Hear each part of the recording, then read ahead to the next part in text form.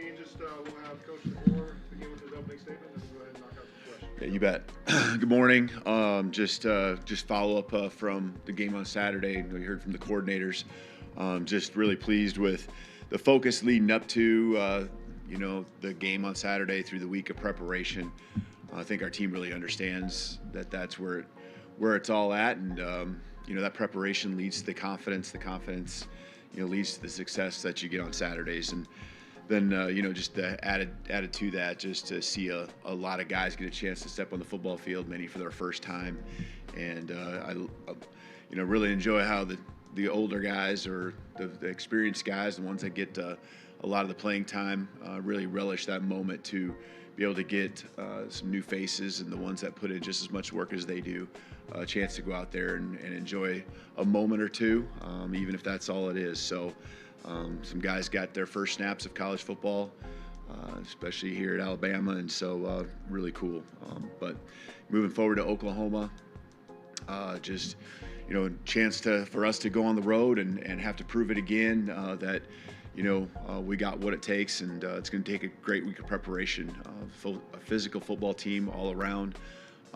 Their defense is, I think, an extremely tough defense in all ways. Just what they do with their scheme, and then their personnel and the way they fly around, and an offense. So we'll have to get ready for their offense with a couple quarterbacks potentially, just some skilled players, and you look at the games they've played, a lot of close games going into the second half, and even the fourth quarter.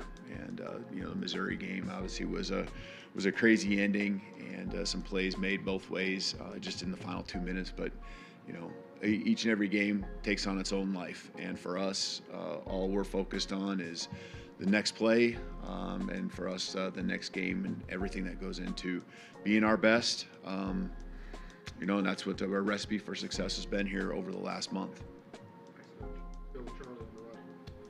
Yeah, Coach, Jay Nunez is obviously very familiar with your upcoming opponent. Just what did you like about him during the hiring process, and how have you seen him kind of fit in as your special teams coordinator? Yeah, I'd never worked with Jay Nunez, but I'd been at Southern Illinois, and then soon after he came in there, and you stay in touch with coaches that you worked with.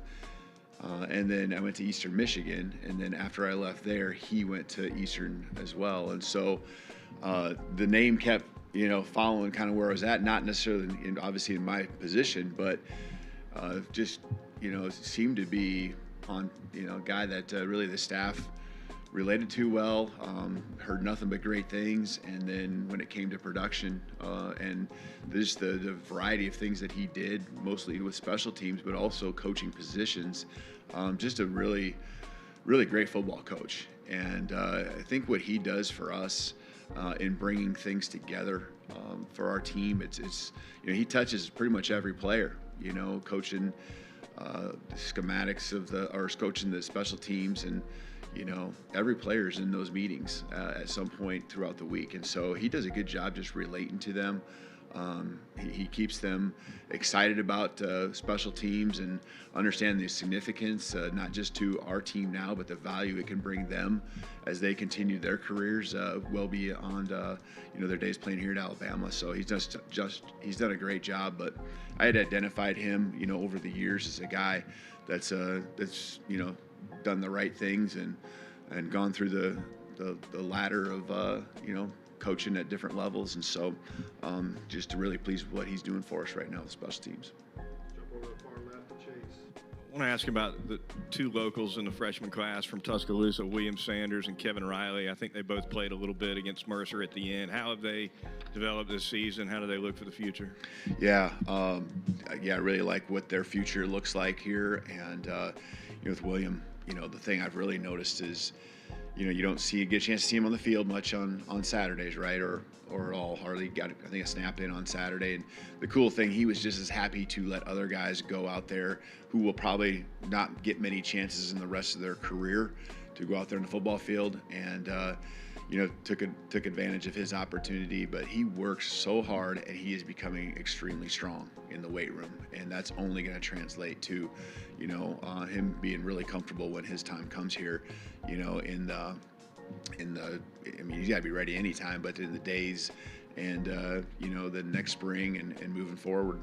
But he's got a great attitude, great personality about him. I think he really enjoys being here. With Kevin, explosive guy, I think he's learning a lot from the upperclassmen, Justice and Jam, just as far as what it takes to come in every day and have that workman-like mentality. So Coach G's coached him up, gets out there, and you feel very comfortable with him that he's going to know what his job responsibility is, and that he can go make the play. So really like what those two guys are doing right now in our program as they develop. Really great in the middle. Coach, you mentioned how cool it was to give some of those walk-ons their moments on the field. From your perspective, what was that like, and can you go into a little more detail about the conversations following and their significance to this program? Yeah, their significance,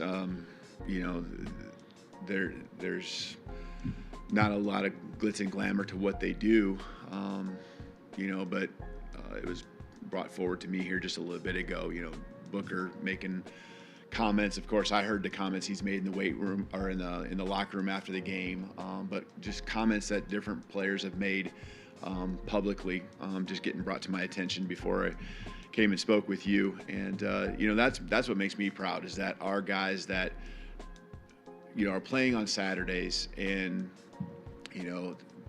that they're getting, and they understand how much work is being put in by these by the walk-ons, by the underclassmen, and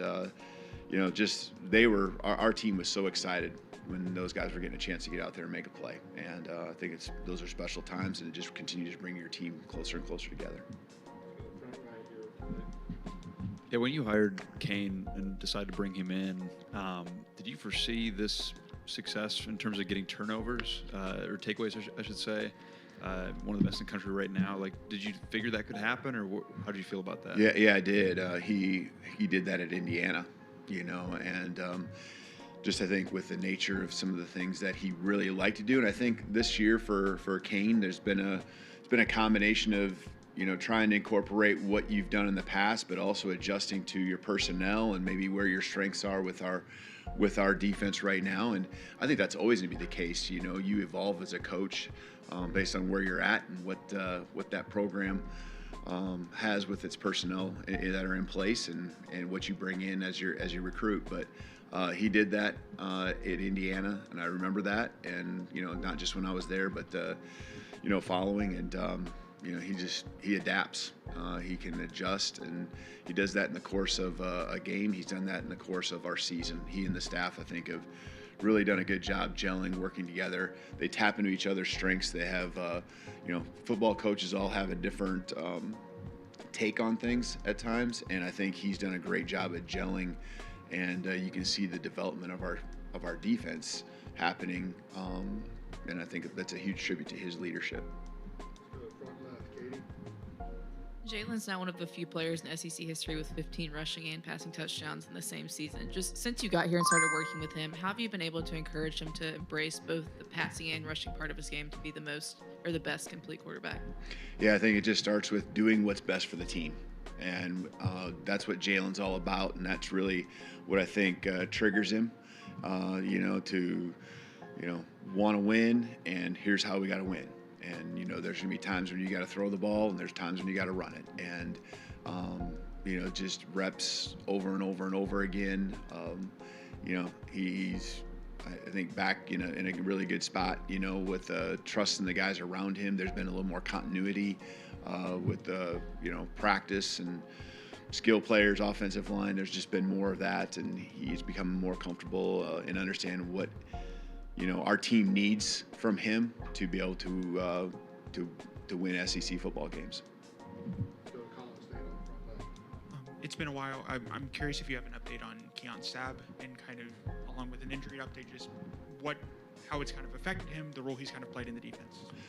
Yeah, he had his surgery and is away from us for a few days there, but he's just a guy that really has grown relationships with the team, and we want him around here. He's one of those guys, just like the others that are done for the year too, that care so much about this team, and we care about him. And so as far as a timeline, I can't give that to you right now. I'm not I know it will be obviously through this season, but we expect him back and ready to roll, for next year, of course. But, that's just something that, I see him and, I love what his commitment level's been to our program. And we want to support him as he goes through these times, because these injuries are hard for guys, because this is not their only identity, but this is a big part of what they do. It's playing football right now. Keeping out of the front left, Tony. What have you seen from, or the growth that you've been able to have from your team on the road, and then how do you tap into that kind of heading into another loud environment in Oklahoma? You just talking about the team in general? Just handling the road environments. Yeah. You improved against LSU, and how do you tap back into that? Yeah, you learn from your experiences and understand, what it takes and the preparation, and a lot of it's the offensive side of the ball, making sure just with the noise that your process is good and your procedures are good with just getting calls made and all that kind of stuff. So it was only a week ago or so that we were in that environment, and we'll be preparing again to get ready for what's going to be a great atmosphere there in Oklahoma. I'll go to the back middle there to Jamie.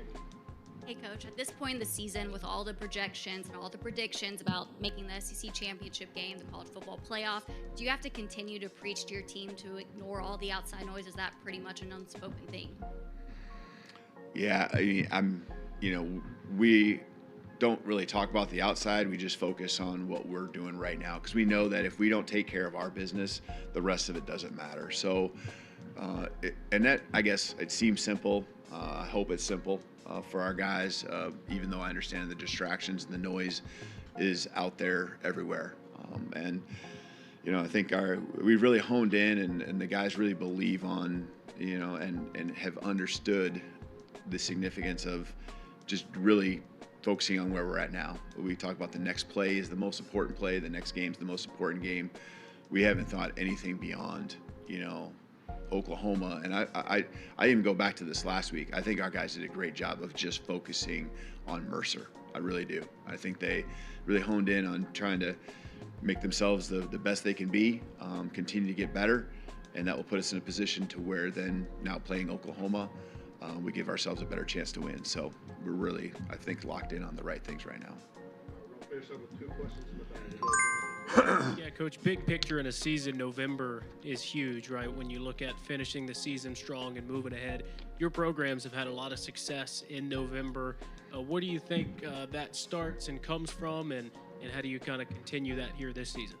Yeah, just preaching the things that I kind of has discussed here, just about always improving.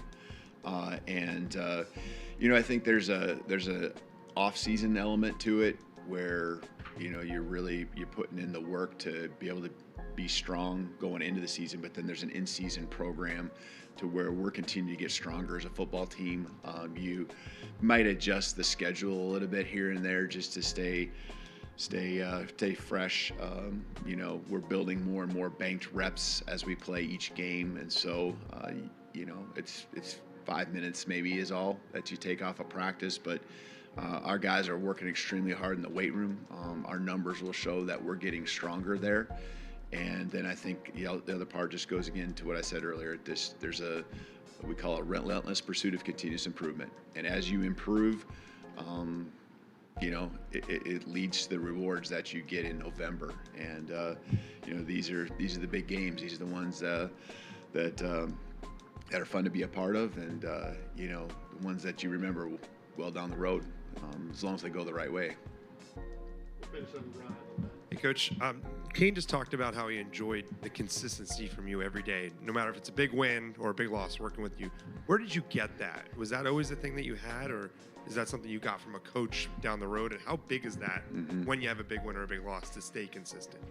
Yeah, I don't know if I picked it up anywhere. I think it's just I've never been this over emotional, type of, even when you just go back to your playing days.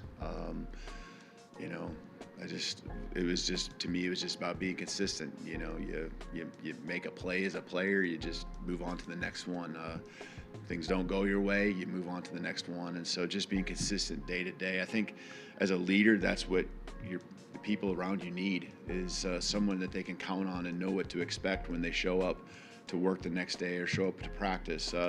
When things aren't perfect in a game, that consistency in a game that, a player's not going to be nervous about coming to you. Yeah, it doesn't mean you don't get frustrated, upset, I think the biggest thing is just, people are going to make mistakes, just correct it, don't do it again. And we'll be just fine, and we're all human. And I think if I can live it and show consistency that way, that will hopefully trickle down to your staff and to your team. And so, there's many different ways to lead in a great way. I really feel that way. And, that's just probably the one that fits who I am as a person. Yep. Thank you. Roll Tide.